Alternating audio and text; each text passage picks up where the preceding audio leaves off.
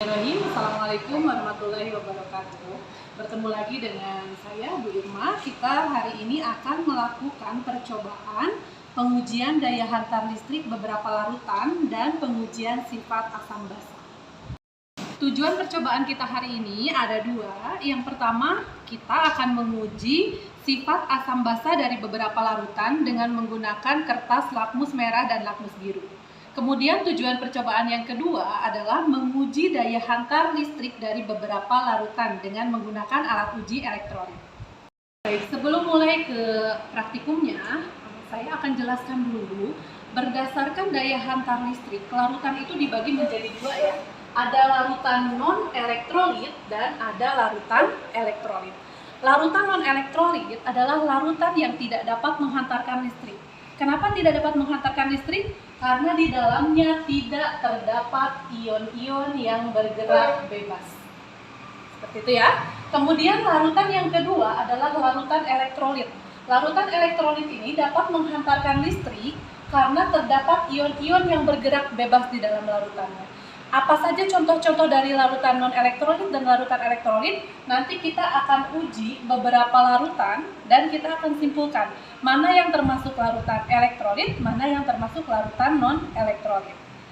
Di daya hantar listrik beberapa larutan ada tiga kemungkinannya ya. Yang pertama, elektrolit kuat, yang kedua elektrolitnya lemah, atau yang ketiga non-elektrolit. Bagaimana membedakannya dari daya hantar listrik berdasarkan percobaan yang akan kita lakukan? Pertama, kalau elektrolit kuat, nanti cirinya banyak gelembung gas di elektrodanya. Ciri yang kedua, lampu pada alat uji elektrolitnya akan menyala terang. Untuk yang elektrolit lemah, ini ada gelembung.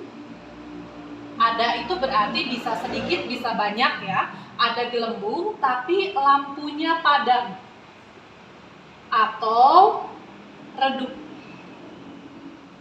Sedangkan untuk non-elektrolit, cirinya tidak terdapat gelembung dan lampunya padam.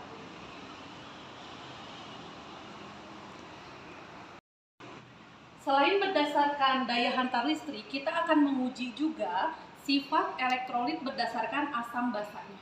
Jadi dari beberapa larutan yang ada di sini, ada 8 larutan yang akan kita uji. Selain diuji daya hantar listriknya, juga akan diuji menggunakan kertas lakmus merah dan lakmus biru untuk menentukan sifat asam basa dari larutan-larutan tersebut. Sekarang kita akan masuk ke alat dan bahan. Untuk alat dulu, di sini ada beberapa peralatan yang kita pergunakan. Yang pertama, ini namanya electrolyte tester atau alat uji elektrolit ya, boleh kalian tulis. Jumlahnya 1 saja. Kemudian ukurannya tidak perlu diisi ya, karena tidak ada ukurannya. Kemudian berikutnya ada 8 buah gelas kimia ukuran 50 ml. Lalu pipet tetes 15 cm ukurannya ya, ada 8 juga. Lalu plat tetes ukuran 12 lubang ya, jadi ditulisnya ukurannya 12 lubang, 1 buah. Kemudian ada lakmus merah dan lakmus biru ya, kita akan pergunakan dua-duanya. Lalu botol semprot 1 buah ukurannya 500 ml. Lalu ini power supply atau catu daya, boleh ditulis power supply atau ditulis catu daya, ukurannya 12 volt. Lalu kita juga mempergunakan pinset ya, 1 buah pinset, ukurannya tidak perlu ditulis, dan amplas. Ukurannya boleh ditulis ukuran yang halus, karena amplas ada 2 ukuran ya, ada yang halus, ada yang kasar. Itu alat yang kita pergunakan. Berikutnya, bahan-bahan yang dipergunakan ya, ini ada di sini bahan-bahannya ya, boleh ditulis sesuai yang ada di sini. Ada garam dapur, air kapur, cuka, urea, hidrogen klorida, air, alkohol, dan natrium hidroksida. Di modul yang kalian punya itu ada nama bahan. Nah, nama bahan kalian tulis dengan yang ada di sini. Kemudian ada rumus kimia, itu tugas kalian untuk menuliskan rumus kimia dari zat-zat yang akan kita pergunakan. Seperti itu ya.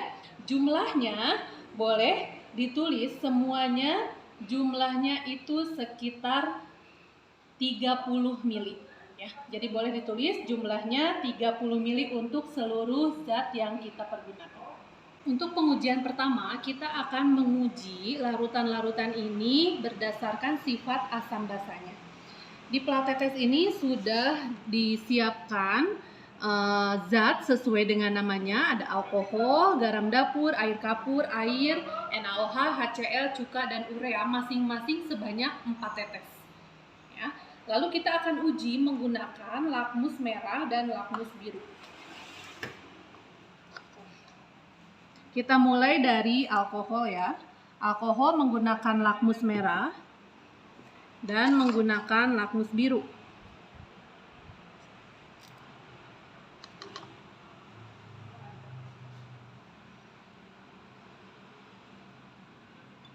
Boleh dilihat bagaimana perubahan warna lakmus di alkohol. Apakah terjadi perubahan atau tidak? Untuk lakmus merah seperti apa? Untuk lakmus biru seperti apa? Kalian tuliskan di modul ya. Lakmus merah warnanya menjadi apa? Lakmus biru warnanya menjadi apa? Berikutnya untuk garam dapur. Saya akan masukkan lakmus merah 1. Boleh langsung ditulis ya. Lakmus merahnya berubah jadi apa warnanya atau tetap? Lakmus biru juga 1. Silakan langsung dicatat di modulnya bagaimana perubahan warna untuk lakmus merah dan lakmus biru di garam dapur. Kapur kita uji dengan lakmus merah dan kita uji dengan lakmus biru. Langsung kalian catat ya warnanya. Berikutnya untuk air. Lakmus merah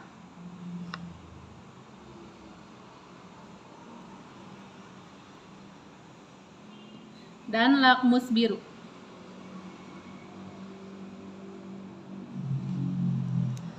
Berikutnya NaOH. Lakmus merah, boleh langsung dicatat ya. Lakmus biru.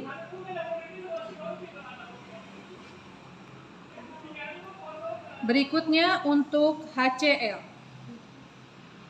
Lakmus merah dan lakmus biru.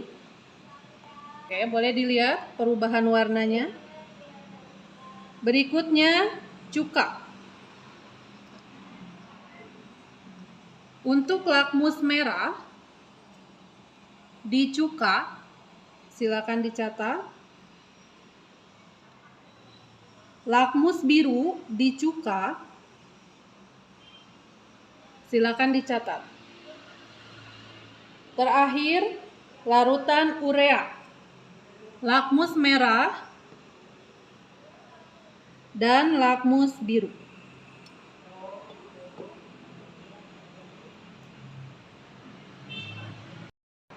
Baik anak-anak, ini adalah alat uji elektrolit atau electrolyte tester yang akan kita pergunakan. Boleh kalian perhatikan ya.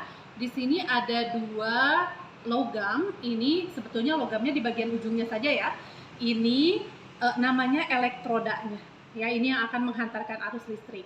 Kemudian di bagian atasnya di sini ini ada lampu kecil. Nanti lampunya kalau dimasukkan ke dalam larutan yang elektrolit kuat akan menyala. Ya, kalau dimasukkan ke elektrolit lemah, mungkin dia tidak menyala atau redup. Kalau dimasukkan ke larutan non elektrolit tidak akan menyala. Ya. Kemudian gelembung gas itu nanti akan timbul di sekitar logam elektroda ini. Bisa banyak gelembungnya, bisa sedikit atau bahkan sama sekali tidak ada gelembung. Kita akan coba untuk semua larutan yang ada di depan sini, ya, kita akan celupkan satu-satu dan kita akan uji jenis larutannya. Larutan yang pertama adalah larutan garam dapur. Kita akan coba masukkan.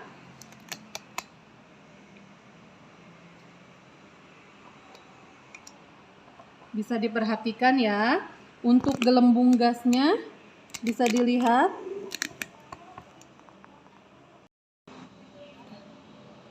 Ya, bisa dilihat ya, di situ ada gelembungnya ya. Berarti ini termasuk elektrolit.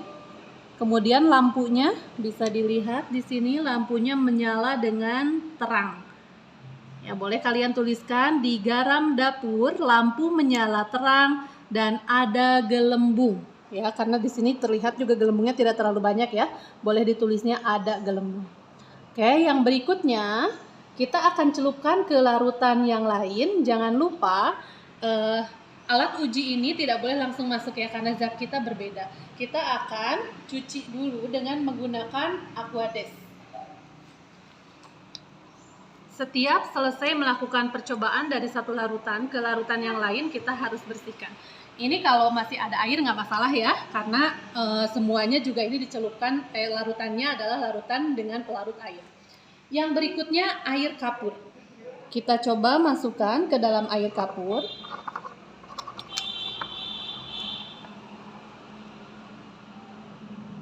Boleh dilihat apakah terdapat gelembung gas.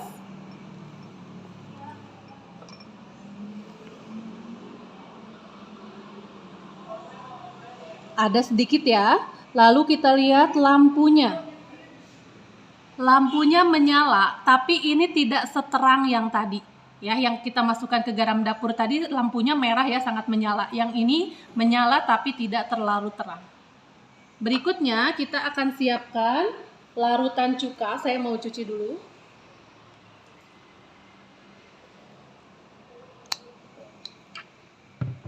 Larutan cuka, saya putar dulu ya biar yang menghadap kalian yang bening. Oke, boleh dilihat. Ada gelembung gas ya, terlihat ya. Oke, sekarang lihat juga, boleh dilihat lampunya ini menyala cukup terang ya, lebih terang dari yang air kapur. Tapi tidak seterang tadi yang NaCl ya, yang NaCl itu paling terang. Oke, larutan berikutnya urea. Ini urea, saya putar dulu. Apakah ada gelembung gas? Tidak ada ya. Boleh dilihat lampunya. Oke, lampunya tidak menyala ya. Ini pelarut ya, air. Kita coba celupkan alat ujinya. Boleh dilihat. Tidak ada gelembung gas ya. Kita lihat juga di sini tidak ada, lampunya tidak menyala ya. Yang berikutnya, karena ini air saya tidak akan cuci alatnya. Kita lanjutkan, yang berikutnya adalah alkohol. Bisa dilihat sebentar.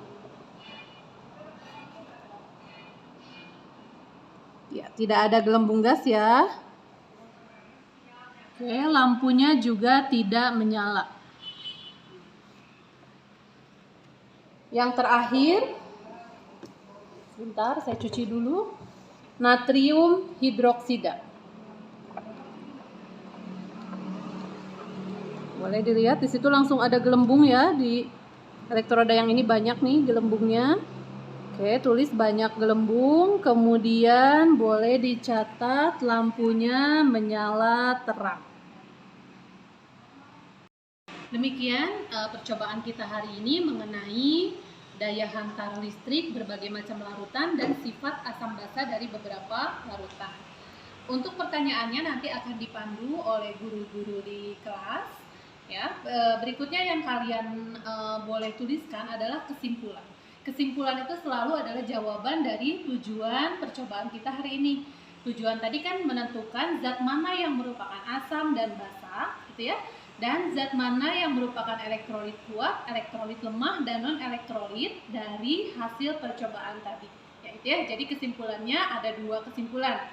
Zat mana saja yang asam dan basa atau netral gitu ya. Yang kedua, zat mana saja yang merupakan larutan elektrolit kuat, elektrolit lemah, dan non-elektrolit. Demikian percobaan kita hari ini. Semoga kalian bisa memahami apa yang sudah kita lakukan hari ini. Terima kasih atas perhatiannya. Assalamualaikum warahmatullahi wabarakatuh.